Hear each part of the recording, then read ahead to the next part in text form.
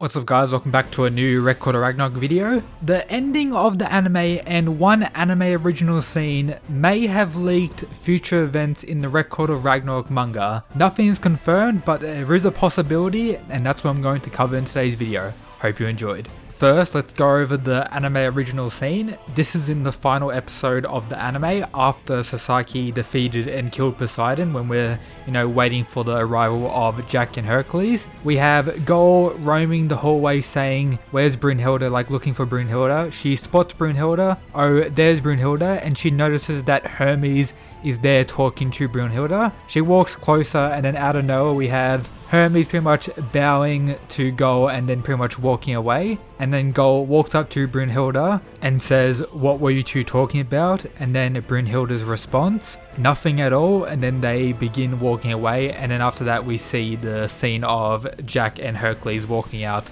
for the next round. So this scene here of Brunhilde talking to Hermes was never in the manga version of the series. There is one thing though, the start of the chapter where this scene would most likely take place if it was in the manga, there was a coloured page at the start of Brunhilde and Hermes with like a verse in the middle, implying that it's maybe a battle between Brunhilde and Hermes, who could be like the shadow leader of the whole thing that's going on. That could explain it, or maybe this scene was intentionally put in the anime only to give people more hints, or maybe it's something the creators of the manga wanted to include but they didn't think to when they initially made that part of the manga, so they asked the anime people to include that scene. I have no idea, but it does create some possible outcomes and Hermes continuing to be sus throughout the series. Now the other possible leak involves the ED, the ending of every episode of the anime.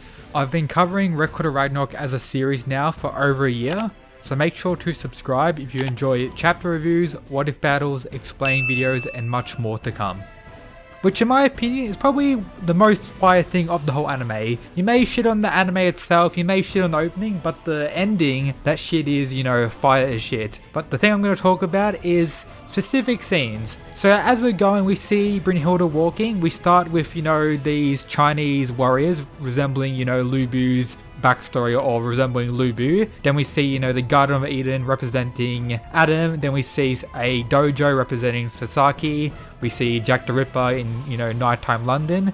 We see a volcano. This is going to be spoilers for all the anime onlys, but I'm guessing if you're watching today's video, you're most likely up to date on the manga. So the volcano, which represents, Raiden's backstory, the fighter for humanity after Jack vs Hercules. That comes after that, and then we have a few others which could maybe represent the final order of the fighters, and we actually have all 13 places represented in this ending. So let's go over the order and what these various images could represent. So after the volcano image representing Raiden, we see this image of these swords. As we know, the next fight after Raiden and Shiva is Buddha, who betrayed the gods to fight for humanity against the Lucky Gods or Zero. I personally don't think this image represents that fight, possibly a human fighter that could possibly be fighting after this fight concludes. Out of the human fighters remaining, I think it could represent Okita Tsuji, possibly Kintoki, maybe King Leonidas, maybe Quincy Huang. It's definitely out of those ones, but I'm just going to go for the guess of Okita Tsuji for that image. The next one we get is this galaxy or stars. I think this very clearly represents, Nostradamus. It could maybe represent one of the gods, but I'm just going to go for Nostradamus for that image. I think most people should most likely agree on that. So a possibility that Nostradamus could be fighting after Okita Tsuji or within the next two fights. The next one is this, snowy field with these army people running. This very clearly represents Simo the sniper, absolute mad lad. So yeah, he could be fighting sooner than what I initially thought. That, very clearly represents that. That's probably the most obvious one out of the bunch. After that, we see this, smoke. I think this most likely represents Tesla, the inventor, electrical engineer, mechanical engineer. The engineer, smoke, represents him. It's, very simple.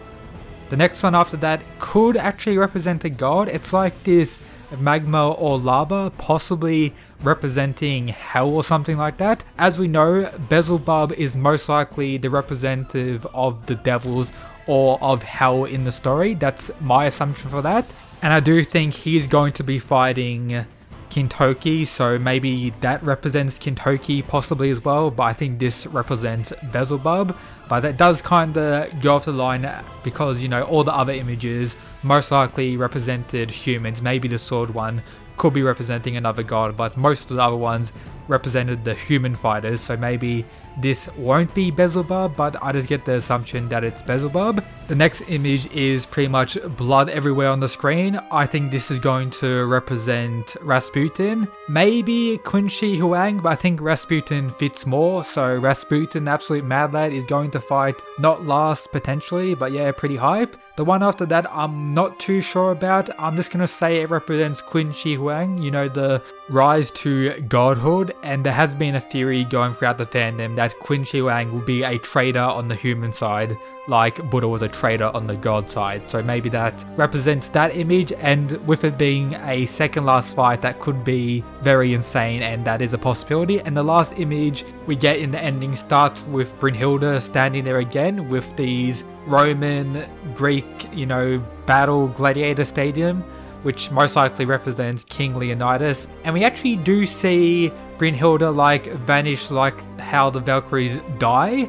So maybe that's hinting at maybe Brynhilde being the, you know, final Valkyrie, or that she's going to team up with King Leonidas and actually lose, or maybe he wins but she dies, or something along the lines of that. But yeah, based on the, you know, order of images we have here, after the Raiden fight, we're going to have most likely the Okita Tsuji fight, then Nostradamus, Simo, Tesla, Kintoki versus Beelzebub is my guess for that, Rasputin, Qin Shi, and then King Leonidas. Let me know your thoughts on this possible leak down in the comments.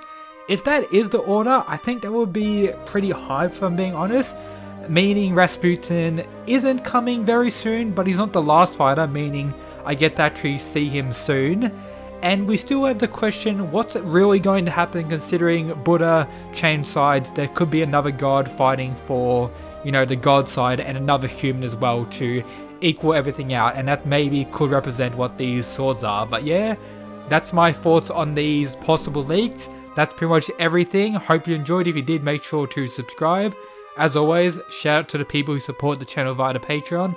Absolute mad lads. But yep, that's it guys. Peace.